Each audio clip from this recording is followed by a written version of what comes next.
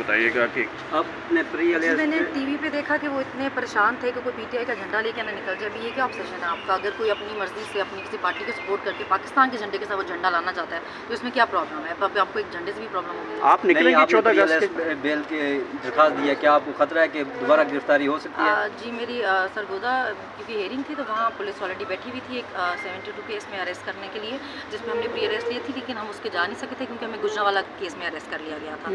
Problem ये है फिलहाल कि इनको इतनी सी बात समझ नहीं आ रही है कि हम अपनी ज़बानें गिरवी रखवा के नहीं आए हुए हैं। बोलना हमारा हक है, वो हम बोलेंगे। मैंने जेल काटी है, मैं सवाल करूँगी, मैं पूछूंगी कि भाई जेल मैंने क्यों काटी है।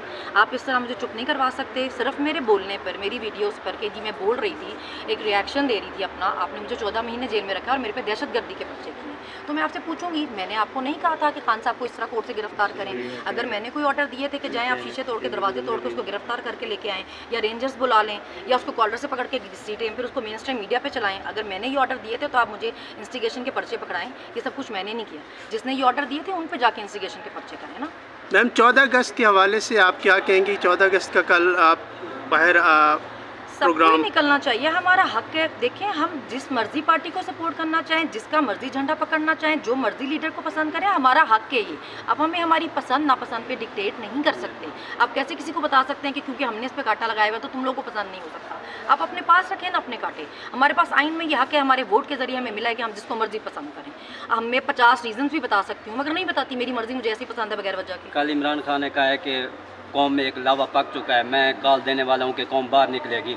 क्या ये जो पीटीआई की मौजूदा क़यादत है जो इस वक्त अंदरूनी इख्तलाफात का शिकार नज़र आती है, जैसे कि हम शेर अफजल मरवत की भी बात करें, तो क्या ये मौजूदा क़यादत एहतजाज को लीड कर पाएगी? क्या वो इम्पैक्ट क्रिएट कर पाएगी? देखिए, कोई ऐसे इख्तलाफात नहीं है। हर पार्टी इतनी बड़ी पार्टी है, हर पार्टी में लोगों की डिफरेंस ऑफ ओपिनियन होता है, हर किसी को एक दूसरे से इख्तलाफ राय होती है। वो मतलब ये आम चीज़ होती है पार्टी में। इसको पता नहीं पीटीआई की चीज़ों को सिर्फ क्यों इतना हाईलाइट किया जाता है।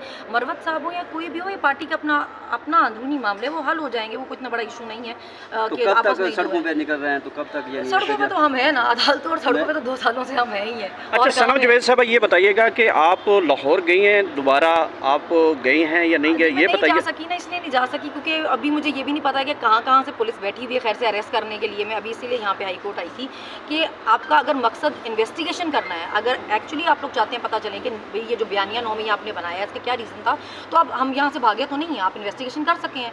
लेकिन आपका क्योंकि मकसद है हमें जेलों के पीछे रखना, खुद आप नहीं चाहते सच सामने आए, खुद आप नहीं चाहते लोगों को हकीकत पता चले, तो डराने धमकाने के लिए आप लोगों के घरों से औरतें उठाएं और उनको जेलों में बंद कर दें कि डर के हमारे कोई निकले ना कि ये तो औरतें भी नहीं छोड़ें तो हम भी घरों में बैठते हैं। मगर ना हम डरने वाले हैं ना कोई और डरेगा, तो सब निकलेंगे कि जो हालात पाकिस्तान के आपने कर दिए हैं, लोग सड़कों पर ही हैं। जवेद साहब, ये बताइएगा कि कोर्ट मार्शल का जो है सिलसिला शुरू हो चुका है, एक जनरल साहब को धर दिया गया है, आपको लगता है पूरा एहतसाब होगा? एक हाथ से कोई फर्क नहीं पड़ेगा, ये 5-7 का करें तो फिर कुछ बेहतर हो सकता है। नहीं, ये बयानात आ रहे हैं कि इसमें 9 मई में जनरल फैज़ हमीद का आता, वो पीटीआई वालों को कह रहे थे कि फलां जगह पे पहुंचे। इस बात में कितनी हकीकत है? देखिए, अभी मुझे इनकी स्क्रिप्ट की समझ ही नहीं आती। इन्होंने इमरान खान को जेल में रखा हुआ ये कह करके उसने ये सारा कुछ प्लान किया, पहले से किया, प्लानिंग थी, ट्रेनिंग थी, पता नहीं क्या क्या था, और फिर मेरे पे 13 पर्चे हुए हैं इंस्टिगेशन के कि मैंने लोगों को इंस्टिगेट किया तो वो घर से निकले। अभी या तो उसने प्लान किया हुआ था पहले से या हमारी इंस्टिगेशन से निकल गए। अभी जो स्क्रिप्ट लिखी है उसमें थोड़ा उस पर काम करके लिखे ना, क्योंकि अभी लोग सवाल करते हैं। अगर मैं पूछूंगी कि अगर मैंने इंस्टिगेट किया तो फिर इमरान खान जेल में क्यों है, और अगर वो जेल में है तो फिर हम जेल में क्यों इंस्टिगेशन पे? फिर आप सवालों पे भी आपको तकलीफ हो जाएगी कि ये बोलते हैं, फिर जुबान आपको मुनासिब नहीं लगती। तो जब हालात मुनासिब ना हो तो जुबान भी मुनासिब। अच्छा मैडम, आपको एक ही टाइम पे 3 जगहों पे दिखाया गया है कि सनम जवेद फलां जगह मौजूद थी, फलां जगह मौजूद थी, इसमें क्या कहेंगी? मैं बहुत काबिल हूँ। मैं एक वक्त में 3 जगह पे नहीं 7 जगह पे। रूहानी ताकत तो नहीं है? हाँ, मैं 7 जगह पे एक ही टाइम पर थी।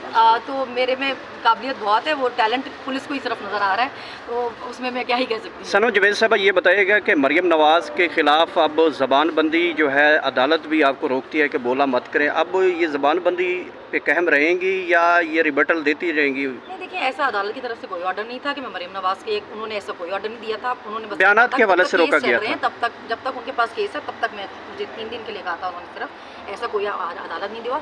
जब मेरे पे बात होगी मैं जवाब दूंगी। अगर आप किसी बेवकूफ़ को बिठा देंगे सुबह से शाम प्रेस कॉन्फ्रेंस करने के लिए, वो सारा दिन बोलेंगे कि चैम्बर में घुस गई, तो बीबी ये अदालतों पे चढ़ने और चैम्बर में घुसने और डिग्गियों में छुपने वाले काम हमारे नहीं है। मैं तो कोर्ट में सबके सामने मेरी हेयरिंग थी उस पर ही गई थी और वहीं बात की थी, जज से शुक्रिया अदा किया था इद्दत केस पे। फिर आप मेरी वीडियो पिक्चर्स चला रहे हैं, पिक्चर्स भी चला रहे हैं कि जी देखिए जी 9 मई के आतंकवादी, और उसमें मैं क्या कर रही हूँ, अपनी आँखें धो रही हूँ, मुँह पे अपने वो एक किसी से लेके झंडा बांधा था क्योंकि शेलिंग इतनी हो रही थी, मैं कहीं आग नहीं लगा रही थी। बीबी अगर मेरी कोई आग लगाती की वीडियो तो दिखाएं, कोई तोड़फोड़ करते की वीडियो तो दिखाएं, वो आपके पास है नहीं। जो हमें ही मारे पड़ रही हैं उसी की वीडियो दिखा रहे हैं, देखिए जी शेल खा रहे थे, फिर बड़ा बोल रहे थे, तो फूल तो भेज नहीं सकते थे, आपके घर बोलना ही था। फिर हम अभी जो है वो मरियम नवाज साहबा जो है अरशद नदीम के घर पहुँचे हैं, क्या कहेंगे इसको? बयान इतनी क्यों है? देखिए दोनों आप ऐसे कहना था हमारी रिश्तेदारी है कोई इशू ये कि आप लोगों को ये बताना चाह रहे हैं कि आपको कोई नहीं पसंद हो सकता और आपको कोई पसंद होना चाहिए। ठीक है। अभी आप लोगों को उसकी पसंद नापसंद नफरत मोहब्बत पे डिक्टेट नहीं कर सकते। अगर कोई नहीं पसंद है तो हो सकता है मेरे पास कोई रीज़न ना हो, मुझे एमी ना पसंद हो, और अगर पसंद है तो उसके भी हो सकता है मुझे बस मेरे दिल को पसंद हो ना मेरे पास कोई वजह ना हो। तो अगर मुझे वो बीबी पसंद नहीं है तो आप मुझे कैसे बता सकते हैं कि क्योंकि हमें वो बड़ी काबिल लगती है, काबिल तो खैर वो है भी नहीं, तो आपको भी पसंद होनी चाहिए। आपने गलत किया उसे पंजाब पे रखें मेरी तरफ से, अगर मुझे पसंद नहीं है तो बस नहीं है, मेरे पास कोई रीज़न। अच्छा ये बताइएगा कि मुस्लिम लीग नून के बारे में कई सहाफ़ियों ने ये बात की है कि जो सोशल एक्टिविस्ट हैं उनको ख़रीदने की बात करते हैं, उनको फिर अगर ख़रीदा ना जाए तो उनके ऊपर धमकियाँ, उसके फैमिली को टार्चर करती हैं, तो आपके साथ भी ये कुछ हुआ है? ख़रीदने की कोशिश की गई है नून लीग की तरफ से? मेरा मोबाइल इनके पास पिछले 15 महीने से है, मैं किसी व्हाट्सएप ग्रुप का मेंबर नहीं थी पीटीआई के, उनकी किसी सोशल मीडिया टीम की मेंबर नहीं थी, कुछ भी नहीं थी।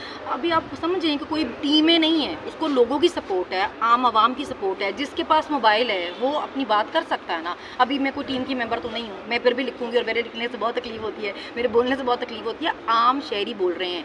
मैं हमेशा अपने इंटरव्यूज़ में पहले भी कहती रही हूँ कि मैं एक टैक्स पेयर हूँ, मैं एक पाकिस्तानी सिटीज़न हूँ, जो पसंद होगा वो भी बोलूँगी, जो नहीं पसंद होगा वो भी बोलूँगी ना। मुझे तो आपने किसी अपने पैसों पे तनख्वाह पे नहीं रखा हुआ ना, मैंने तो बहुत सारे लोगों को हमारे पैसों की तनख्वाह पे बहुत सारे लोग हैं, मैं तो नहीं हूँ ना। तो जब हमारे पैसों पे हमने आपको रखा है तो इसलिए तो नहीं रखा कि हमें बताते रहेंगे ये भी नहीं कर सकते और वो भी नहीं कर सकते। जो दिल करेगा बोलेंगे, जो दिल करेगा। वो कह रही हैं कि मैं इस वक्त वज़ीर आला पंजाब जो हैं वो हज़रत उमर फ़ारूक के मॉडल को फॉलो कर रही हूँ और मैं अपनी हुकूमत चला रही हूँ। वो फ़िलहाल तो उनकी सिर्फ वीडियोस में ही हुकूमत चल रही है। जो लोगों के हालात हैं बाहर जाके देखिए, शर्म करें ऐसे बयान देने से पहले। लोग बेचारे मर रहे हैं, अपने बच्चे खुद मार रहे हैं, भाई भाई को मार रहे हैं बिल देकर।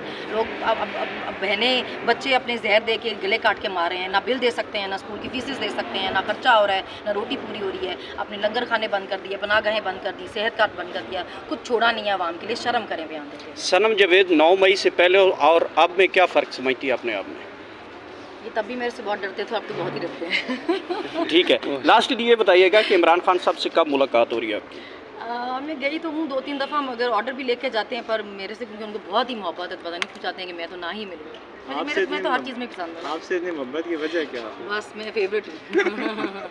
ओके, बहुत शुक्रिया, थैंक यू सो मच।